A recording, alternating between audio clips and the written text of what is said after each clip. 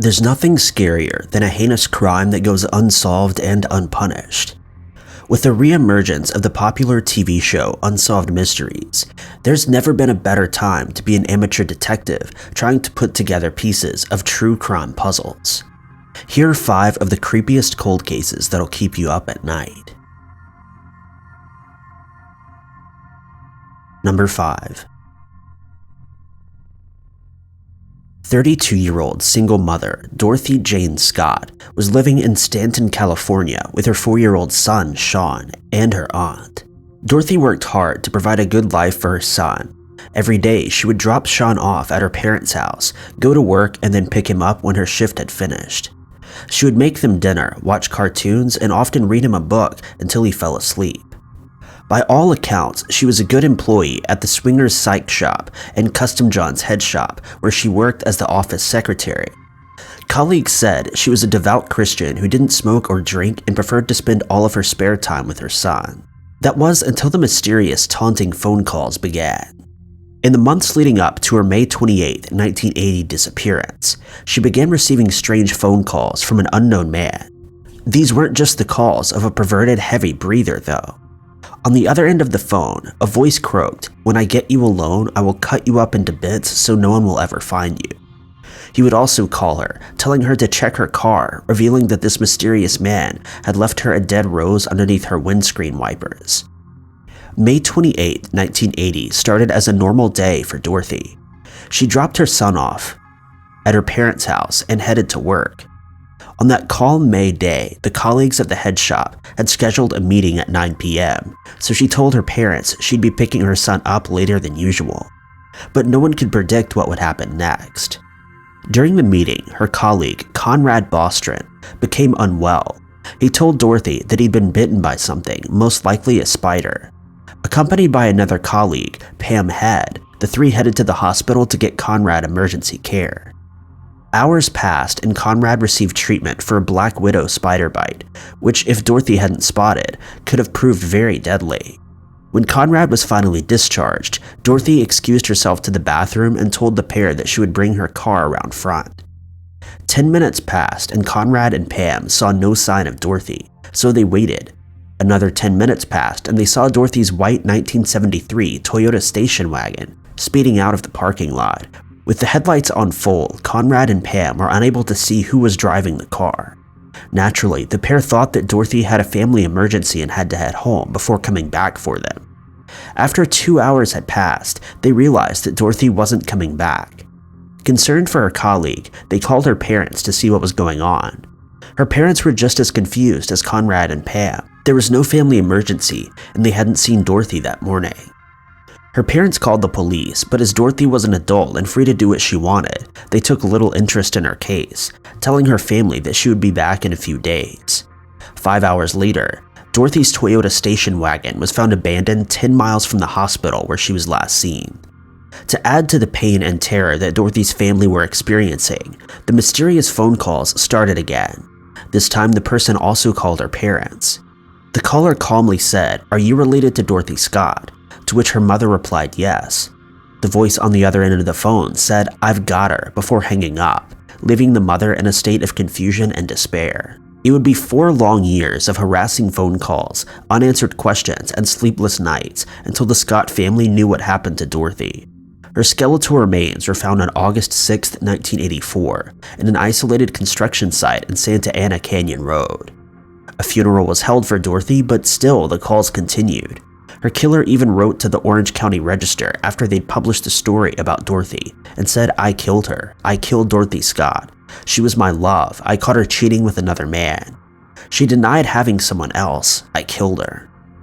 There have been 2 possible suspects in Dorothy's case, but no concrete evidence has been found linking either of them to the case. Even after Dorothy's burial in 1984, her family carried on receiving harassing phone calls. As of 2020, Dorothy's case remains unsolved. If you have any information about the murder of Dorothy Scott, you're urged to contact the Anaheim Police Department at 714-765-1401. Number 4. Adding a John Doe into the mix of a cold case only complicates matters further, but this is exactly what happened in our next cold case, the mystery of room 1046. On January 2nd, 1935, a man known as Ronald T. Owen arrived at the Hotel President in Kansas City, Missouri. He had no luggage and listed his address as Los Angeles, with no further details given. Thinking perhaps the man had luggage arriving later onto the hotel, the bellboy showed him to the room on floor 10, room number 1046. Owen glanced around the room, moved hastily to the bathroom, and pulled out his black coat, a hairbrush, and some toothpaste. He nodded to the bellboy to signify he was happy with the room, and the pair made their way to the elevator. Now, Owen hadn't locked the hotel room door, so the bellboy offered to run back and ensure it was locked for him. Once the bellboy had locked up, the two got into the elevator and Owen left the hotel for the day. For 2 days, hotel staff reported Owen coming and going from the hotel at bizarre intervals, sometimes being gone from the hotel for long periods before returning. The hotel president was a favorite amongst businessmen and others who traveled for work, so the staff concluded that he perhaps was attending to business elsewhere in Kansas City. Owen displayed strange behavior over the 2 days that he'd stayed at the hotel. The maid would often find him in his room, sitting alone in the dark, with the curtains drawn and only a small oil lamp for light. She said he would ramble on about the price of the hotel next door, and that he seemed anxious or afraid of someone or something. It all came to a head on Friday, January 4th, 1935. A member of hotel staff in charge of the switchboard for the room's phones noticed that room 1046 had been off the hook for a long time. Logs indicated that no calls had been made to or from the room on the previous night, so for it to be off the hook was strange. She sent the bellboy to investigate. When he arrived, room 1046 had the Do Not Disturb sign hanging from the doorknob. Something in his gut told him that the situation wasn't right though. He recalls that he heard a voice instructing him to come in, but the room had been locked from the outside, indicating that Owen would have been the one to lock it. When he was unable to gain access to the room, he told Owen to put the phone back on the hook and left. Again, hours passed and the phone was still off the hook. Angry at this point, the bellboy marched up to room 1046 and opened the door using a spare key. What he found inside would change his life forever. Sprawled across the floor was the body of Ronald T. Owen. He'd been severely mutilated and beaten. Blood was spattered all over the bed, the walls, and even the bathroom. Upon further investigation, they found signs that Owen had been tied up and tortured. He'd been stabbed multiple times and had a fractured skull from being hit with a blunt object. Amazingly, he survived the attack initially, and he was taken to the hospital where he told police that nobody had attacked him and that he'd fallen and hit his head on the bath. Sadly, Owen slipped into a coma and died just a few hours later. The deeper the police dug into Owen's case, the more mysterious it became. Not only were they trying to solve a vicious and brutal murder, but they also had to figure out who their victim was. Ronald T. Owen didn't exist, at least any records of a Ronald T. Owen matching the description of the victim. With little to no answers, Owen was buried as a John Doe, with police desperately hoping to find answers if they publicized his funeral. In another bizarre twist to the case, the Rock Flower Company received a strange call shortly after Owen had been killed. A voice on the other end of the phone said, "I'm calling for my sister. I want you to send 13 American Beauty roses to the funeral of Ronald Owen. I'll send the money over via special delivery." This wasn't the caller's only request. When asked what the card on the flowers should read, the caller simply replied, "Love forever, Louise." A year later, in 1936, a woman named Mrs. Ogletree of Birmingham, Alabama, came across the story of the mysterious Ronald T. Owen. She noted that John Doe bore a strong resemblance to her son, Artemus Ogletree. He, like John Doe, stood 6 feet tall, had dark brown hair and a cauliflower ear. Mrs. Ogletree identified the John Doe of room 1046 as her son, although many people have had their doubts over the years as to whether this is true or not. Even if the identity of the man in room 1046 is solved, that still begs the question, who killed him? Why did they torture, mutilate, and murder him? And why did he use a fake name? Number 3. 25-year-old Suzie Lamplough had it all. She had a good job, a nice home, and seemed to be setting up the perfect life for herself. She worked as an estate agent in Fulham, which is around 5 miles from the center of London. On the morning of July 28, 1986, Suzie started her day off as usual. She got ready for work, got to the office, checked her diary, and set up for the day ahead. There was one appointment in Suzie's diary that would later become the last place she was ever seen alive. She was due to meet a man by the name of Mr. Kipper at 12:45 on 37 Sherrills Road. She had written next to the appointment, OS, which meant she was waiting for him outside of the house. At 1 p.m., the elusive Mr. Kipper arrived at the property, and the pair were seen walking away from instead of towards the house. When she didn't return to the office on 654 Fulham Road, her manager began to panic.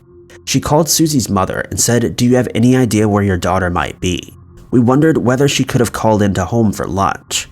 I don't want to worry you, but Suzie left to show a house to a client just before lunch and she's not returned. We just wanted to check anywhere we could." Alarmed by this phone call, Suzie's mother, along with her manager, reported her missing to the police, who instantly hit the ground running. A lot of times in missing adult cases, we see an uninterested police force that concludes that they simply ran away, but thankfully for Suzie, the Metropolitan Police took her disappearance seriously from the start. At around 10 p.m. that evening, her car was discovered a mile away from her office. The driver's side door was unlocked, the handbrake was off, and her purse containing $15 and a few credit cards was still inside the car. The only thing missing was her keys. There was no indication that anyone apart from Suzie had been in the car, and there were no fingerprints apart from her own. The Lamplough family worked tirelessly with police. They appeared in press conferences, spoke to newspapers, and did everything they could to get the word out about Suzie's mysterious disappearance. On August 4th, Suzie's mother told BBC London, "I'm beginning to realize that she might be dead. I can face up to the fact that she's died, but I cannot face up to the fact of what happened in between. That's too much." For the Lamplough family, the thought of Suzie being held and tortured was too painful to bear.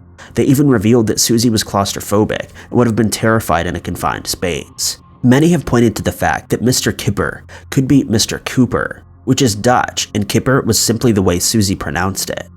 No solid evidence has ever been pointed to a Dutchman being involved in our case, though. There's little to no evidence of any suspect. Police are completely at a loss. In recent years, the investigation into Suzie Lamplough has been relaunched, with police searching septic tanks and fields for answers. Suzie was declared dead in 1993, and her family are still looking for answers.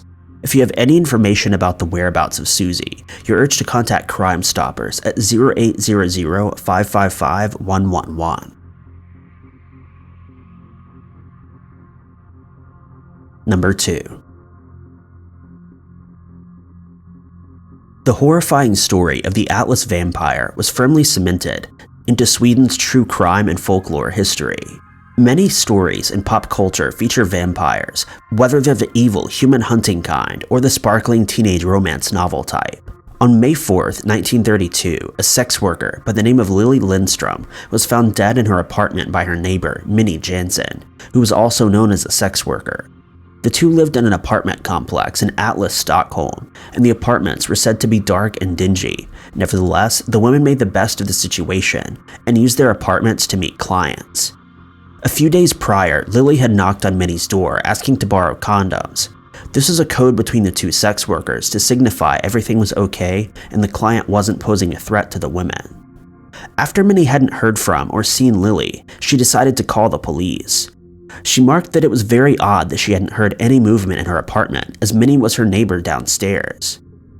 When police kicked in the door of Lily's apartment, they were met with a gruesome sight, something that the people of Sweden had never even dreamed of. Lily Lindstrom was found dead, lying face down on her bed. She was completely naked, but all of her clothes had been neatly folded and placed onto a chair. She'd been savagely beaten, with her cause of death being listed as blunt force trauma.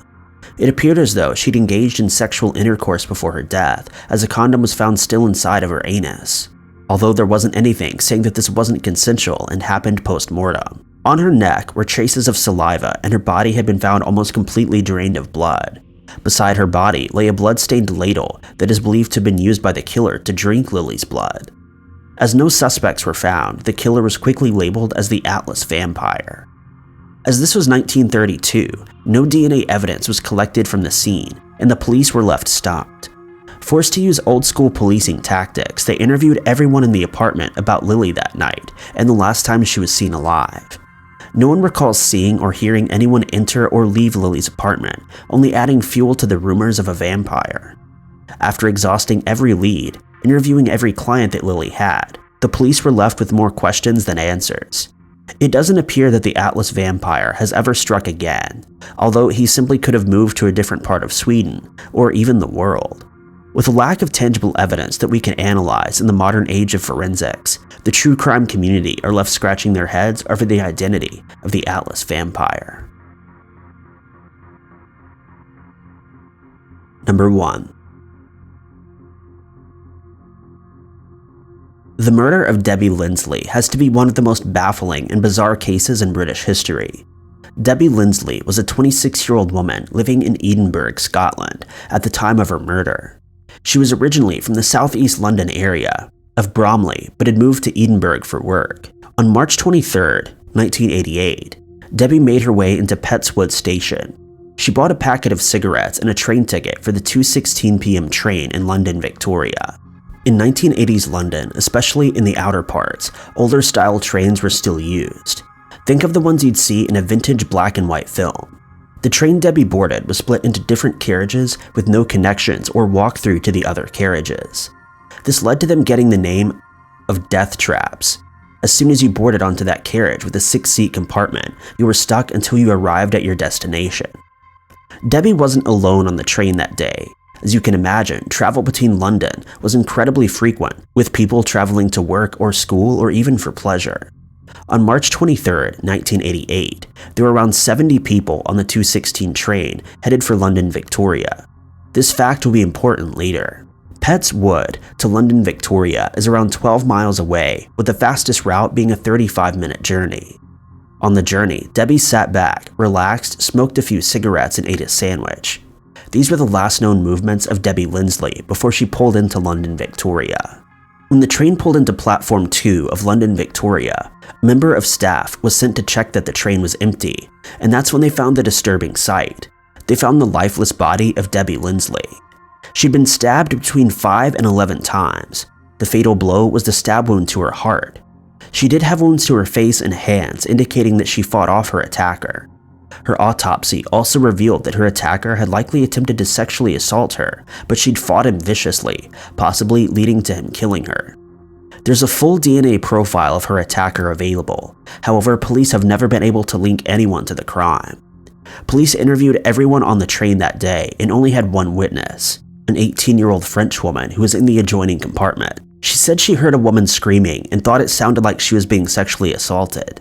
She expressed remorse and guilt on how she didn't do anything but told the inquest that she feared for her life and was frozen. She did mention that she saw a man in his 40s with red hair, looking nervous, leaving the train at Victoria Station. Aside from this eyewitness testimony, no other passengers on the train that day recall hearing or seeing anything unusual. No one heard the last, desperate screams of Debbie as she pleaded for her life. Police took 2,500 statements from those on board the train, passengers at both Pettswood and Victoria Station, and staff on duty that day, but came up with nothing. 650 suspects were eliminated from the investigation, and as of 2020, they're still as confused as they were in 1988. Sadly, in 2011, Debbie's mother passed away after suffering from a stroke, never knowing who was responsible for the murder of her daughter. If you have any information about the death of Debbie Linsley, you're urged to contact Crime Stoppers at 0800-555-111. Thank you guys so much for watching. If you liked this video, be sure to click that like button. Also, don't forget to subscribe and click that notification bell to keep up to date with all of our future uploads. But I've been Ty Knotts, and I'll catch you guys in the next video.